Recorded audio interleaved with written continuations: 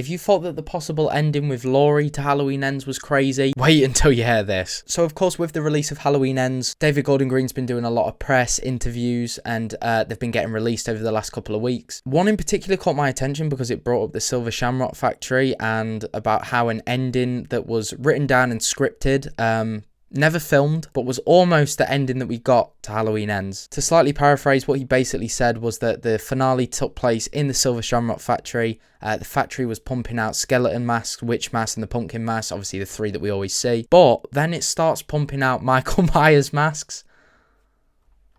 What the fuck? Anyway, he also says that this was actually in every draft of the script. It was just never filmed. Now, when I read this, my mind instantly went to the radio tower, because I've been slightly thinking about it since the end of this film and how I was trying to work out whether I had overhyped the radio tower for myself and I was completely misreading what David Gordon Green had said.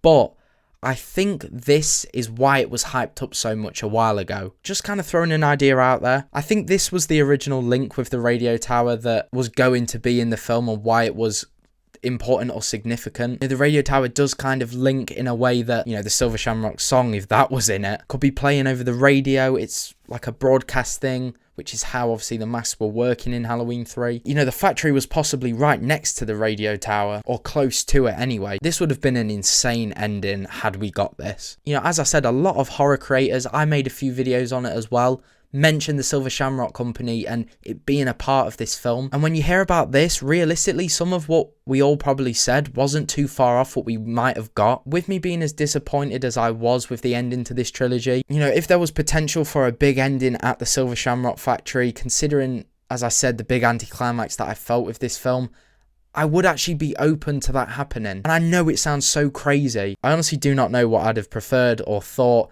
I'd have loved to have seen that ending, even if it isn't in the final film, just how that would have gone and played out in more details. But the main reason I'm relieved that they didn't do this is because if the company is, spitting out these masks, and then we start getting Michael masks, if the context in it is that the Silver Shamrock Company made Michael's actual mask, like the one that he is wearing, kind of explains Michael, and it means that, the mask is evil. That's what does it. That's what gives him his power. Just by linking Season of the Witch to this film, and then linking the Silver Shamrock Company to Michael's actual mask, whether it's even that we just see the logo imprinted on it. To me, even though they aren't necessarily literally explaining it, we then know pretty much why Michael is, how he does what he does. But I'm really hoping we get some more detail on what this scene actually entailed, just so I can read it and see what the fuck they'd have done with this. But let me know what you think. Let's chat in the comments about this, because I found this insane that could have been an ending. So yeah, let me know what you think in the comments below, and